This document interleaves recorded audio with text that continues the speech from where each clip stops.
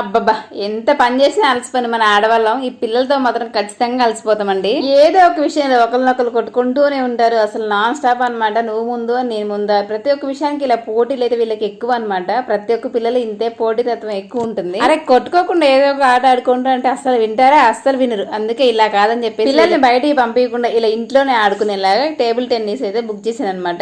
దీనికైతే 2 బ్యాట్స్ వస్తాయి. ఇది వచ్చేసి ఈ విధంగా హ్యాంగ్ చేసుకోవచ్చు అనమాట. అంటే ఇట్లా విండోస్ కానివ్వండి, గోడలకు కానివ్వండి, ఇలా దాని ఇన్స్ట్రక్షన్స్ ఇస్తారు. మనం ఇట్లా ఎక్కడైనా దీన్ని హ్యాంగ్ చేయొచ్చు అనమాట. ఈజీ వే అనమాట. దీనికైతే ఒక 5 బాల్స్ ఇస్తారు, 3 థ్రెడ్స్ ఇస్తారనమాట. ఆ 5 బాల్స్లో ఒక 2 బాల్స్ నార్మల్గా పిల్లలు ఆడుకోవడానికి పనికి వస్తాయి. మిగతా 3 అయితే వాటికి హ్యాంగ్ చేయాలి. అదిగో చూసారా సైడ్కి మా పిల్లలు ఇలా దానికి గుమ్మం దగ్గర ఇలా హ్యాంగ్ చేసి ఎలా ఆడుకుంటున్నారో.